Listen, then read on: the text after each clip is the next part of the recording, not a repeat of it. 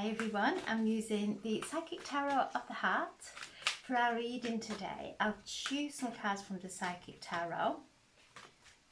I'll also choose one from the Gods, Goddesses and Angels as well for some extra guidance. So I'm setting the intention for a reading for the highest and greatest good for the collective or anyone who views this video, and as always, take what resonates and just put the rest to one side and just see what unfolds. So today the moon moves into Libra. There we have the Four of Swords. The moon moves into Libra from Virgo, ready for the solar eclipse tomorrow. So we're already feeling these energies, and it's the solar eclipse in Libra. Libra seeks to bring peace and harmony.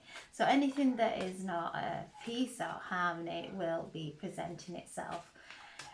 Black Moon Lilith is conjunct with this lunar, with this solar eclipse at 10 degrees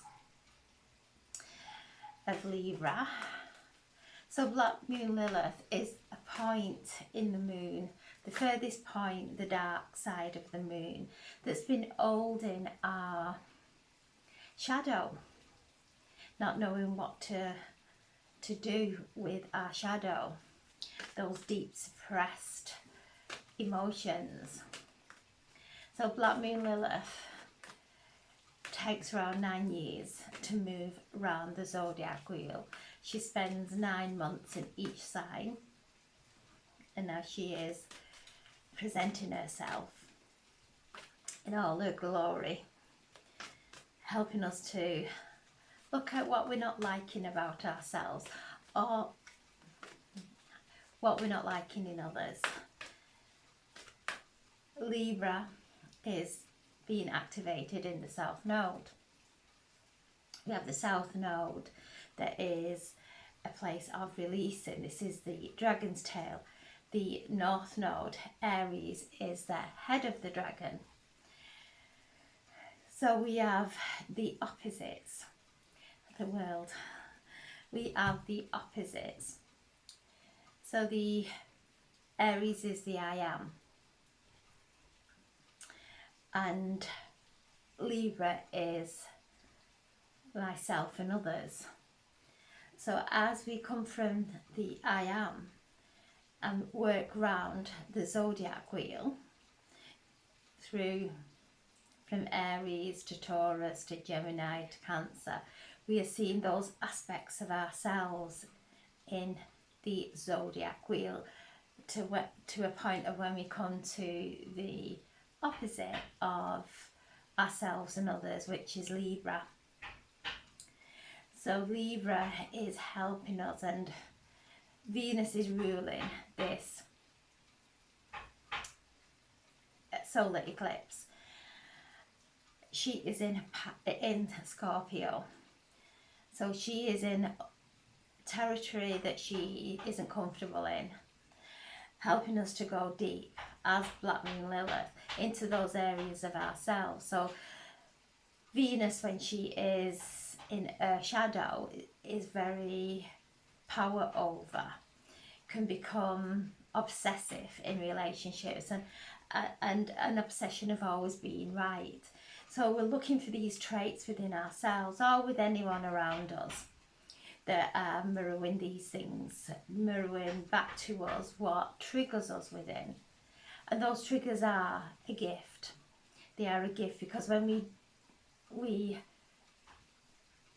go beneath those triggers, there is the emotion that is creating those triggers that was placed in us long before whatever is going on around us starts to activate us, starts to trigger us. Because if we didn't have those emotions, we wouldn't be triggered. So everyone is presenting themselves between I am and the next person, the space in between, keeping that space in between to do the healing, so that if anybody presents themselves and comes through with any kind of conflict or disharmony, we can just hold space. We don't interact. We see that there's a space here for us to alchemize, to heal. So we come through this time of this solar eclipse purified in our relationships, so that as we purify within our relationships, our one-to-one or friends or colleagues, whoever it may be, when we purify those relationships, we're actually purifying ourselves, so that we can look into a mirror that is cleansed, that we can look into another person and not feel triggered, or we don't take on a responsibility for healing that person, or we don't go into a place of needing that person or needing to make someone happy. We're able to stand in our own uniqueness, in our dependence, not as power over, just observing ourselves in others. So this is a powerful time. So whatever may be presenting itself to you, see it as a gift. Sometimes it doesn't feel like a gift. Sometimes we forget and we may go back into an old pattern. We go into that subconscious pattern. So we are being asked to stay conscious during this solar eclipse, and don't make any rash decisions over this solar eclipse. Maybe you don't put your crystals out either, because the energy is very chaotic. Or your water, maybe just cleanse and purify your water before you drink it. And absolutely don't make any decisions, don't sign any contracts until at least a few days after the solar eclipse. So I'm setting and asking for a message. So we have the sacral chakra, which is perfect. Again, a number 2, the 2 of Wands. Base of the pack is the Fool, the World, and the 9 of Pentacles. And we'll take the Hierophant as well, this spiritual energy coming through to assist us from Sirius, the gateway there, this stellar gateway that's opened up to assist us during this time, that is bringing through such beautiful healing light. So we are in this time of healing. You can see there she is touching her spirit. She's listening to her thoughts, her emotions. So when our thoughts are constantly telling us something, we then start to create it. It becomes a belief, and we start to create it in our reality. So this is a healing of our thoughts and our emotions, our behaviours, our words. To really go within, to feel what's going on inside. Where are we feeling triggered? Because that's where the magic is. The 4 of Swords has moved through the 3 of Swords, which is grief and betrayal. It moved through that, so we're healing from that, where we've betrayed ourselves trying to fit in with others, where we have abandoned ourselves by trying to make somebody else happy. So we're going through this wonderful, powerful healing, and the blue is standing out to me, and blue is spirit, but it's also these galactic beings of light, the Sirius star beings coming through, helping us and assisting us through these purifications that we're going through, so that we can move forward in harmony, which is what Libra wants. Libra is the scales, and in the centre, that's where we are. We place ourselves in the centre of those scales. So if anything starts to tip us, we know we've come out of alignment to take that breath and bring ourselves back into alignment and do the inner cleansings. So this is a time of healing and listening to what our spirit's saying. So if our thoughts are telling us we don't want to do this, and this is making, I'm sick of this, our spirit is telling us if we carry on doing that, we're going to make ourselves sick. So it's listening to what is running through our minds, those thoughts that just are free for all in our head, until we start paying attention to them. Then we start to change them to thoughts that bring balance within us, balance within our relationships. So looking at anything that may come up of our shadow that we don't like, to feel compassion for ourselves, to forgive ourselves, and to remember we're on a soul journey, not an egoic journey. Our soul will take us into every relationship, every experience that we're meant to go in. To let go of guilt of that, maybe there might be some guilt of relationships of the past. Whatever it may be, things come in. Past lovers from different timelines may appear or come into our thoughts for some closure, for some letting go and releasing. So this is a wondrous time for us to activate our light bodies within, to enable ourselves to be loved and love. So we're healing on every level, the mental, emotional, the physical, our spirit, feeling the rejuvenation of our spirit as we let go, as we choose to take in fresh energy in that I'm not thinking that way any longer. I am actually acceptance of myself and everyone around, because we're all on our journey, and to have that respect for ourselves and others, that is purifying, that is beautiful for our spirit. The two of this is a healing of the sacral. This is our relationship chakra, and again we've got the Two of Wands asking us to open our hearts, to follow our hearts. It's leading us into the light there, and as we fill with light, we move closer to light.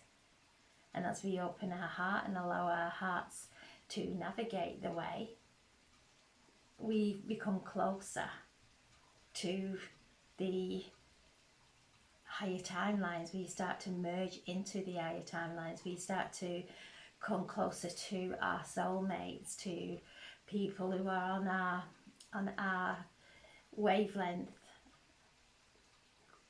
going onto the timelines, merging into those timelines that are taking us into higher dimension. So we're receiving all this help. We're not doing this alone. Whatever's coming up, it might be from the most uncomfortable places. It's to acknowledge and know it's out of date now. It's out of date. Something old. It's the same old, and we're here to create a new reality. So it takes deep cultivation to create that new reality, but it's coming from our hearts. Our hearts are the gateway to bring through this fifth dimension and higher. We're bringing it through our hearts, taking us on a new path into a new reality. So know that, and I'm just seeing the vision of a boat. We're in this boat and we're moving through these rocks that are really close to the boat. There's turbulent waters behind us, and we're navigating through this time, this passageway into calm, into the calmness of the ocean. So as we're going through this, and this is, we have the Venus in Scorpio, Mars in Cancer, Saturn in Pisces. So we've got all these being activated in the element of water, in the water signs, bringing through that deep intuition, through that uncomfortableness. There's deep intuition there, that we know which way. We're not pushed and pulled anymore. We are not as easily manipulated to appease everyone around us. We are standing in our sovereignty as much as possible to navigate ourselves through into this place of expansion and freedom, anchoring the light as we go, and anchoring the vibration that's flowing through us into our roots, into our earth star chakra, as we're moving into a new path. And this is bringing well-deserved rewards of our finances, our health, our relationships, realizing that if anybody out there is triggering anything within us, it's not that person. It's to go deeper within. How many times, going back into our very first relationship, which was our parents, and Mars in Cancer, the masculine is all about moving and moving forward, and Cancer is, let's just look into the past. Can't let this go. I need to sort this out. So there's this pull, push and pull. We're moving forward, then something may come up from the past, an old emotion or a behaviour from someone that sets us off, that triggers us. So it's, yeah, we're in this place of really seeing that now, because we're aware of it. We've not been aware of it in the past. We've done the cultivation. We've listened to our guidance, and it's brought us to this point, this pinnacle point where we're going to be placed onto the path, our soul path that's aligned with us. So there could be some course correction, and this is what the universe will do. This is what these eclipses will do. They'll jolt us back into alignment.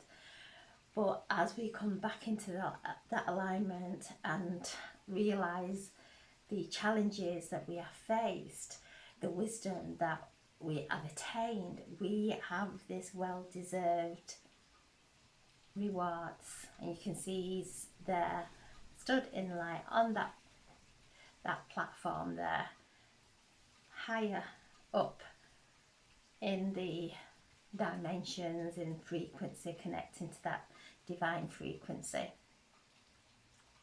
And 9's a completion. So as we are completing this, we are rewarded. We are rewarded with relief of letting go. We are rewarded with the relief of just being ourselves. Not having to change, not having to appease anyone. Just being ourselves, coming from a place from our hearts.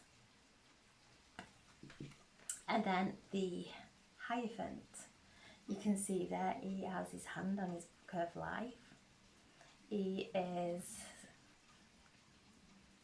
bathed in this golden light, that we're all adding, moving into, and even the Four of Swords there, she has a golden dress, moving from that blue, going through that spiritual healing. The Fool taking us and drawing us into that golden path of love, of peace, of balance, coming up as we are doing the work. And then there we are, the Hierophant, using our tools, using our sacredness, tapping into that sacredness within, that sacredness that is so enriched, that lights us up from the inside. We're turning a page of our book of life. The work that we have done will create a brighter, happier next chapter. So as the page is turning, don't fear the unknown. Step into the adventure, because this is what's coming through the adventure. We are being guided by our rejuvenated spirit. We are being guided by the angels, our loved ones in spirit, our guides. And we've moved into October, and this time is, the veils are thin as we're moving up into the end of the month's away, where the veils are very thin. We're starting to feel spirit, hear spirit, see them, knowing that they're here as loving beings to help us, to guide us, to heal us. So we have an entourage of angels, an entourage of spirit all around us, cheering us on as we come into that sacredness within. We feel that sacredness within. So I'm asking for a message. For the highest and greatest good of the collective, or anyone who views this video. Angel of soul love, how beautiful. We're all soul family.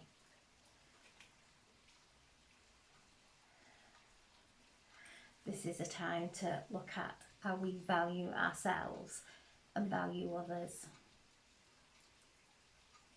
Seeing through the old patterns, the distortions that are within us, that we project into everyone else.